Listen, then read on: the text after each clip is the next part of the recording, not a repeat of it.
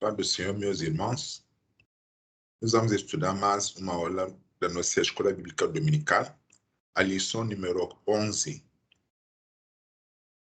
O título da lição é Lucas, Atos, modelo pentecostal para hoje.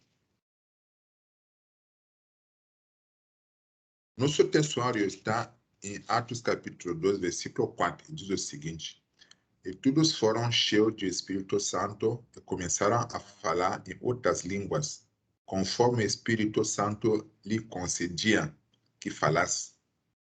A verdade prática diz o seguinte: a atividade do Espírito Santo e suas implicações na vida cristã são padrões bíblicos adotados pelo crente pentecostal.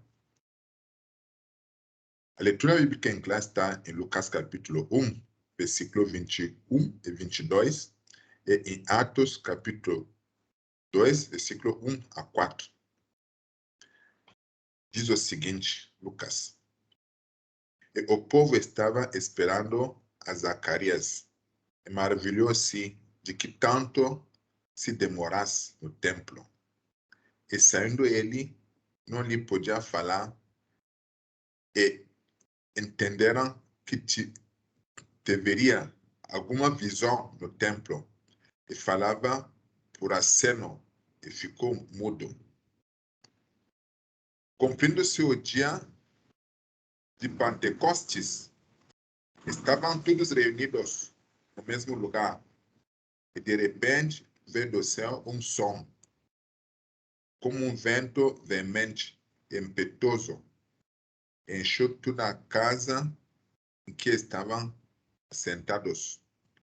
Foram vistas por eles línguas repartidas, como que de fogo, e quais pousaram sobre cada um deles.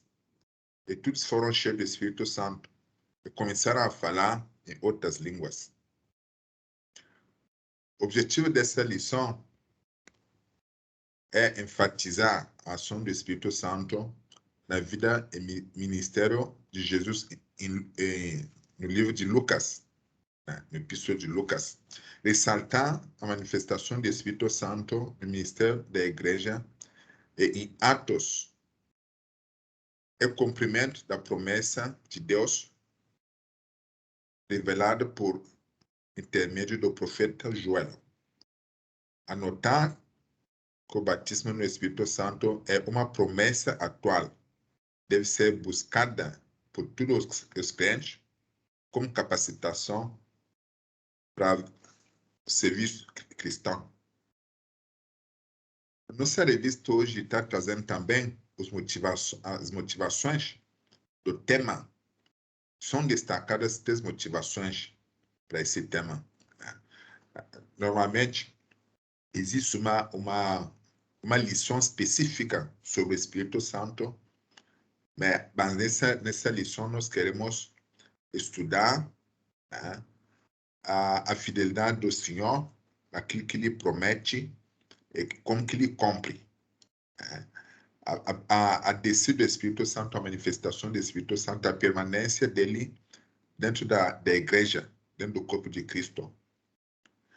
As motivações identificadas, então, são 3. O Espírito Santo é a fonte inspiradora e capacitadora da igreja. Uma igreja onde não tem Espírito Santo é uma associação, como qualquer uma associação esportiva não tem Espírito Santo.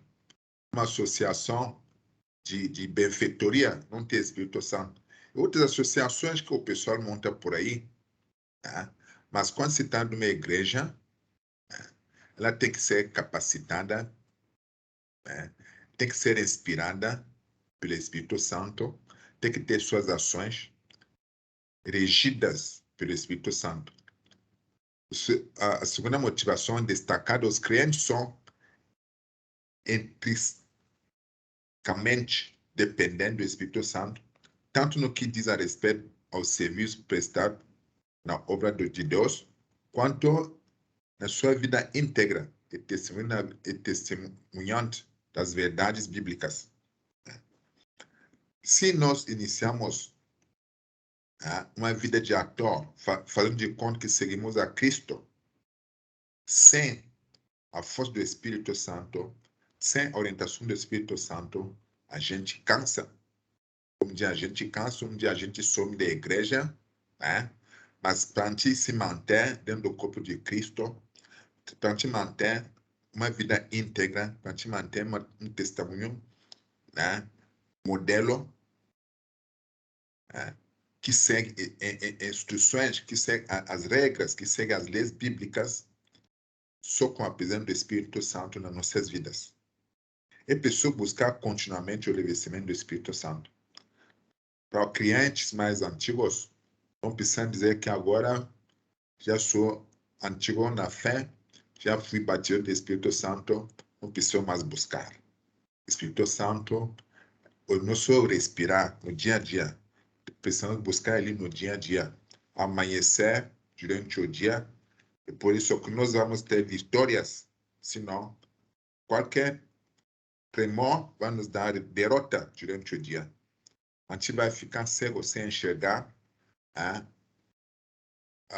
sem enxergar os motivos dos acontecimentos. Nós vamos começar a reclamar como aquelas pessoas que não têm nenhuma base espiritual, que não têm nenhuma guia espiritual, que não tem nenhuma base bíblica, não tem conhecimento da palavra de Deus. Vamos fazer oração. Senhor, nosso Pai, te agradecemos por esse instante, que tu permite que possamos de novo estudar uma lição. Senhor, abre nossos corações para que a gente possa entender essa palavra e que ela possa encontrar espaço nos nossos corações, que ela possa transformar nossas vidas. Senhor, louvado em nome de Jesus. Amém. Nossa revista sempre divide os temas, diferentes temas, em 3 partes. A primeira parte desse tema, que estuda dos evangelhos segundo ele estuda o evangelho de Lucas, e também os Atos dos Apóstolos. A lição é dividida em 3 partes também, bem como as demais lições. Então, a primeira parte vai falar do evangelho de Lucas, o Espírito Santo no ministério de Cristo. O Espírito Santo, no evangelho de Lucas, Lucas faz registro em Lucas capítulo 1, versículo 1 a 3. Ele resume e faz o registro dos fatos acerca da vida e obra de Cristo. O Lucas enfatiza o papel do Espírito Santo. No advento do Messias, a ação do Espírito Santo é percebida na vida do precursor de Cristo. Na vida de Isabel e Zacarias também. Na vida de João Batista, na vida de Zacarias, seu pai, o pai de João Batista. A concepção virginal de Maria, em Lucas capítulo 1, versículo 35. E na vida de Simeão, ao conhecer o Messias antes de morrer. Foi um grande sonho de Simeão, conhecer o Messias antes de morrer, em Lucas capítulo 2, versículo 25 a 32. Pode ser conferido isso. O Evangelho ainda ressalta o poder de Cristo em batizar no Espírito Santo, como fogo, em Lucas capítulo 3, versículo 16. Então, Lucas registra aqui os fatos acerca da obra de Cristo. Tanto o batismo de Cristo, ao descer o batismo de Jesus no Jordão, Lucas informa que estando o Senhor orando, o céu se abriu. Em Lucas capítulo 3, versículo 21. O Espírito Santo desceu sobre ele em forma de pomba. E uma voz do céu dizia: Tu és meu filho amado. Se a gente for ler Lucas 3, versículo 22, vamos ver essa referência. O vento da descida do Espírito Santo é a voz que o identificava com o Filho de Deus, tinha como propósito marcar o início do ministério público de Jesus. Também servia como sinal para João Batista confirmar que Jesus era Cristo. Então, até ali, estamos vendo como o Espírito Santo começou a se manifestar na obra do Senhor.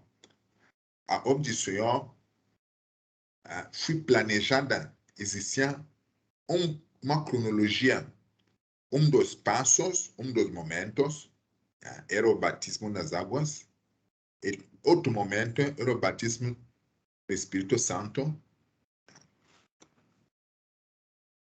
Espírito Santo é a tentação de Cristo. Então, logo depois do batismo, né, o Espírito Santo precisava demonstrar seu poder. Jesus foi impedido pelo Espírito Santo ao deserto, impelido pelo Espírito Santo no deserto. E lá ele foi tentado pelo diabo durante 40 dias. Quem que pode resistir uma tentação durante 3 dias? Dificilmente resistamos. Salvo se nós temos o Espírito Santo. É por isso que é possível ver as pessoas se matarem, as pessoas insultarem aos outros, as pessoas se vingarem. Às vezes, uma tentação leva a um crime. Mas quem tem o Espírito Santo resiste. Pode existir um dia, pode existir 2 dias, pode existir 3 dias. O Espírito Santo concede essa resistência às tentações. Para o Senhor Jesus foram 40 dias e 40 noites. Em Lucas capítulo 4, versículo 1 a versículo 2. Nesse período, manteve a comunhão com o Pai e se fortaleceu por meio da oração e jejum. O jejum dá uma força, o jejum dá uma aproximação com o Espírito Santo. Quem não costuma jejuar precisa experimentar. E que sempre jejua sabe de que estamos falando. O jejum, né, aproxima a gente do Espírito Santo. O jejum nos dá vitória. O jejum espanta as armadilhas feitas as armadilhas feitas por Satanás. O jejum nos mantém em comunhão com Deus. A vitória do Senhor, sua tentação, demonstra que ele estava capacitado para cumprir o seu ministério. Cristo venceu o diabo pelo poder do Espírito Santo e da palavra de Deus. Se o Senhor Jesus precisou do Espírito Santo para vencer o diabo, vocês pensam que nós precisamos de quê para vencer o diabo? Precisamos do Espírito Santo, muito mais que ele, porque ele é Pai e Espírito Santo. O que seria de nós se a gente tentar batalhar contra o diabo sem ter o Espírito Santo? Com certeza nós viramos a pró do diabo, né? O Espírito Santo é a missão de Cristo. Vencida então a tentação no deserto, Cristo voltou a Galileia, conduzido pelo Espírito Santo. Precisamos cuidar sempre, né? Quando a gente se diz agora a parte do corpo de Cristo, Filho de Deus, batizado no Espírito Santo, precisamos ter alguns cuidados para nossos passos. Precisamos ser obedientes. Precisamos ir onde o Espírito Santo nos conduz. Jesus foi conduzido pelo Espírito Santo. Embora ele mesmo sendo Deus e Espírito Santo, ele se deixou conduzir. Não tomou um rumo, né? Sem objetividade, sem direção, sem planejamento, ou com planejamento, mas ele seguiu a orientação do Espírito Santo. Ele foi conduzido pelo Espírito Santo. Após ministrar em alguns lugares, dirigiu-se a Nazaré. Na sinagoga, ao abrir o rolo de Isaías, leu a passagem que dizia: o Espírito Santo do Senhor é sobre mim. Em Lucas capítulo 4, versículo 18. Ao terminar a leitura, o Senhor afirmou: hoje se cumpriu Escritura. Lucas capítulo 4, versículo 21. Aqui o Senhor declara que a unção do Espírito Santo qualifica seu ministério para evangelizar, curar, libertar e restaurar os pecadores. Também não podemos iniciar o serviço do Senhor sem amparo do Espírito Santo. Precisamos pedir orientação do Espírito Santo para saber que tipo de tarefa podemos assumir na obra do Senhor. Porque o Senhor quer que a gente faça sua obra com perfeição. Se eu assumo uma tarefa que eu faço mal feita, sendo que eu posso fazer outra tarefa melhor feita, né? Não estou contribuindo. A obra de Deus precisa de uma perfeição. Portanto, o Espírito Santo qualifica para a gente enxergar onde precisamos nos colocarmos para servir o Senhor. Segunda parte dessa lição fala do Ato dos Apóstolos. O Espírito Santo no ministério da igreja. O Espírito Santo em Atos. Ao concluir o Evangelho, Lucas anota que Jesus instrui os discípulos a esperarem o revestimento de poder do alto, em Lucas capítulo 24, versículo 49. Após o Senhor ter sido elevado ao céu, o livro de Atos dá prosseguimento a essa narrativa em Atos capítulo 1, versículo 1 a 4. A Bíblia diz que o derramamento do Espírito Santo era para a capacitação necessária para a evangelização dos povos. As cerca de 120 discípulos voltaram a Jerusalém e em relação aguardavam o revestimento do poder. Atos capítulo 1, versículo 12 a 15. Portanto, Atos registra a ação do Espírito Santo na inauguração histórica da igreja como agência de Cristo. Trata-se sido a continuação da obra do Senhor por meio dos discípulos, eles também já capacitados, né, pelo Espírito Santo. Atos capítulo 2, versículo 38, confirma isso. Então, a continuação da obra do Senhor precisava dos obreiros capacitados. Se ele precisou do Espírito Santo para cumprir a sua obra, a sua tarefa, para servir do Senhor, nós também precisamos ser capacitados. A nossa capacitação não passa por uma escola.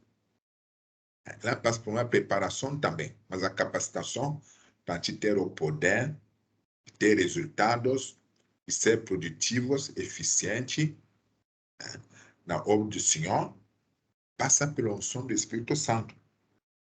Então, os discípulos foram esperar o revestimento de poder. Não podemos dizer que já estamos aptos. Precisamos ter essa confirmação que estamos revestidos de poderes. Senão, você vai lá tentar expulsar demônios, tá? Em vez de os demônios fugirem, saindo onde estão, e entrem em você. E aí, como que nós vamos resolver isso? Precisamos ter um poder, precisamos ser revestidos de poder para ter essa capacidade de expulsar os demônios, converter as almas, né? Conseguir curar os enfermos, né? Precisamos do revestimento do Espírito Santo, precisamos da capacitação do Espírito Santo. A promessa cumprida no Pentecostes. O batismo no Espírito Santo remonta à profecia de Joel, em Joel capítulo 2, versículo 28. Cristo a ratificou como sendo a promessa do Pai. Então, Joel falou em Joel capítulo 2, versículo 28, o profeta, e o Cristo confirmou em Atos capítulo 1, versículo 4. O cumprimento se deu no dia do Pentecostes. Atos 1, versículo 1, capítulo 2, versículo 1.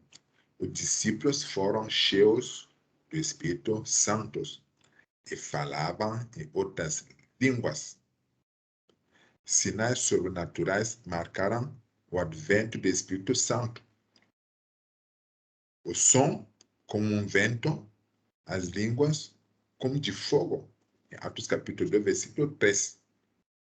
Desses fenômenos, somente o falar em língua se repetiria nos demais registros de Atos. A partir do Pentecostes, os discípulos começaram a pregar pelo poder do Espírito. Muitas maravilhas e sinais eram operados. Se identificava a cura dos enfermos, a conversão dos pecadores, gente libertados dos mais espíritos dos demônios, e as almas eram alcançadas. A salvação é obra do Espírito Santo. Se o Espírito Santo não age na evangelização, podemos gastar saliva, podemos pregar o mais alto possível, podemos gritar, não haverá conversão, não haverá conversão de almas. As maravilhas são realizadas graças à intervenção do Espírito Santo. Expansão da igreja primitiva, o poder do Espírito Santo capacitou os crentes para o serviço cristão. Já no primeiro sermão, Pedro anunciou Cristo a quase 3.000 almas. E quase 3.000 almas se converteram. Após a cura do coxo, a porta do templo e a ministração da palavra, quase 5.000 se renderam ao Senhor. Isso que nós chamamos de produtividade. A captação, a recuperação das almas em grande quantidade. Tudo isso aí representa a derrota de Satanás. Filipe, na virtude do Espírito Santo, pregou em Samaria e vidas foram salvas. Registrado em Atos capítulo 8, versículos 5 a 13. Cornélio e sua casa receberam o Evangelho pelo mover do Espírito Santo. Então, graças à ação do Espírito Santo, que Cornélio e sua família foram salvas. Paulo, cheio do Espírito Santo, alvoroçou o mundo e milhares de almas foram salvas, curadas pela pregação do Evangelho. Todos esses registros estão em Atos. Esse relato demonstra que a ação do Espírito Santo na propagação do reino de Deus. O Espírito Santo é um recurso inseparável com o que quer fazer, com os demais recursos que são preparação para ter conhecimento da palavra de Deus, mas o Espírito Santo é fundamental para a gente fazer a obra do Senhor, para a gente conseguir resultados, para a gente conseguir alcançar as almas, para a gente conseguir derrotar Satanás.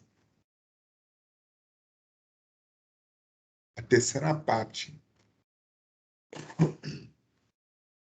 da nossa lição traz o modelo pentecostal para a igreja de nossos dias.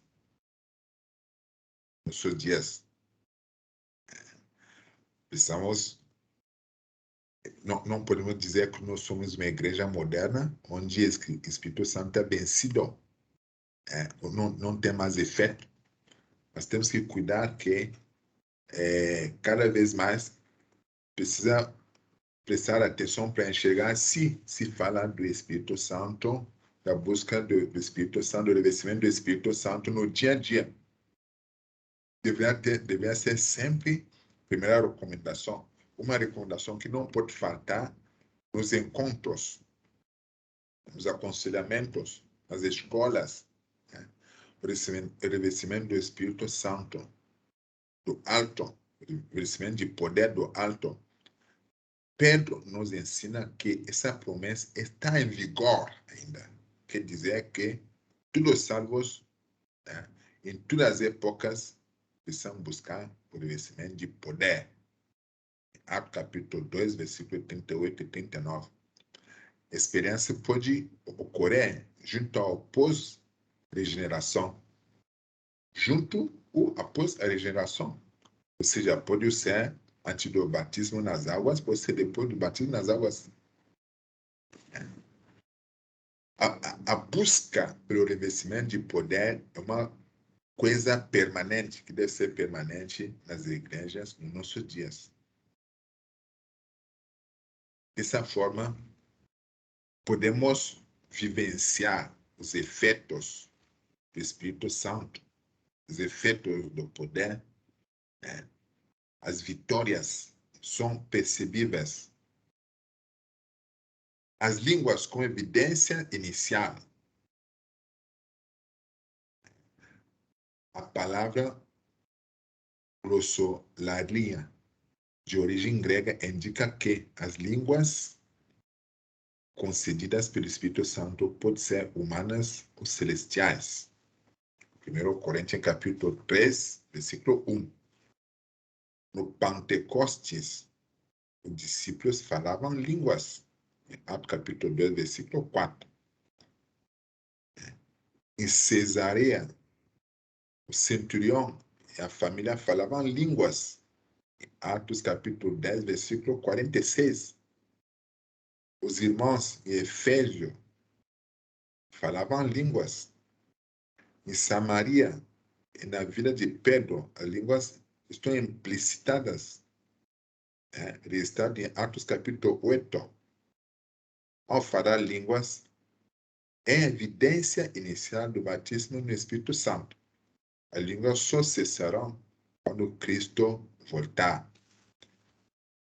Então, não podemos dizer que, depois de tantos anos batizados no Espírito Santo, não precisamos falar em língua. Precisamos buscar falar em língua de forma permanente. Uma evidência que o Espírito Santo continua em nós. Por isso a instrução bíblica diz: procurais com zelo profetizar e não proibais falar línguas.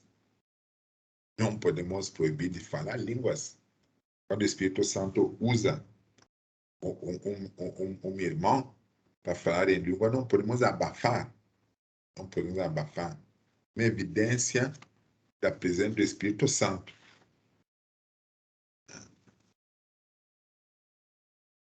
A plenitude do Espírito Santo, a experiência pentecostal, não ficou restrita ao tempo dos apóstolos. A expansão do meu espírito derramaré, ou seja, no futuro, em Atos capítulo 2, versículo 17, aponta para o início da dispensação do Espírito Santo e mostra que a fusão será contínua até a grande e gloriosa dia do Senhor. Então, não é uma experiência passada, a experiência pentecostal é permanente. Atos capítulo 2, versículo 39. A plenitude abrange o fruto do Espírito Santo, em Gálatas capítulo 5, versículo 22, as manifestações espirituais, tais como as profecias, sonhos, visões, prodígios e sinais. Então, se tudo isso não existe, temos que rever a nossa relação com o Espírito Santo. Assim, o Espírito Santo permanece em ação na vida da igreja. Ele é que capacita e conduz o povo de Deus. Em razão disso, a Bíblia ensina: enche-vos do Espírito Santo. Efésios capítulo 5, versículo 18. Para concluir essa lição, irmãos, Lucas descreve a capacitação do Espírito Santo no ministério de Jesus Cristo e no ministério da igreja. Esse revestimento de poder na vida do crente não é apresentado como dom para a salvação, mas como uma unção dos salvos. para o testemunho e o serviço cristão. Esse é o padrão bíblico adotado pelo pentecostal, submisso ao ensino das escrituras sagradas. Então, estudamos uma ligação entre as promessas e o cumprimento das ações do Senhor a respeito do Espírito Santo. Não precisamos mais de provas, né? Não precisamos de demonstrações, não precisamos de debate, não precisamos de críticas, né, para acreditar. A promessa do Espírito Santo foi feita antes do nascimento de Cristo, antes da vinda do Cristo, né, nesse mundo. Foi cumprida, né, e o próprio Cristo prometeu ainda, durante a sua ida, quando foi levado ao céu, que virá um Espírito Consolador, né, seus discípulos que falei isso, e esse Espírito veio. Então, a gente enxerga ali promessas e realizações. A partir disso, precisamos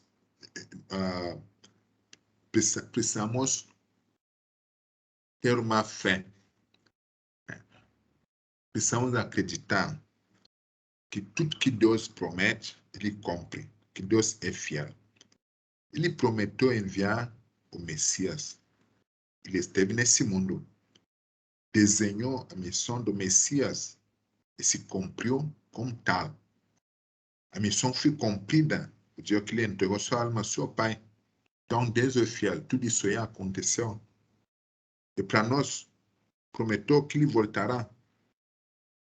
Não voltou ainda, mas se tudo que ele prometeu se cumpriu, a promessa da volta dele também vai se cumprir. Eu acredito nisso. Eu acredito que o Senhor voltará. Vocês precisam acreditar nisso também. Precisamos ser motivados para que o Senhor nos encontre prontos. Precisamos nos motivarmos para se manter fiel ao Espírito Santo, para se manter obediente ao Espírito Santo. Precisamos fazer a nossa parte.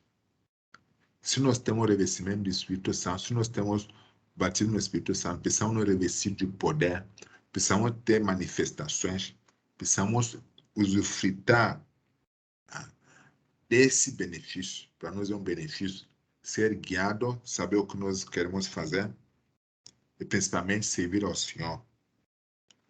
Precisamos acreditar nisso. Eu acredito, vou continuar acreditando. Vocês precisam acreditar nisso.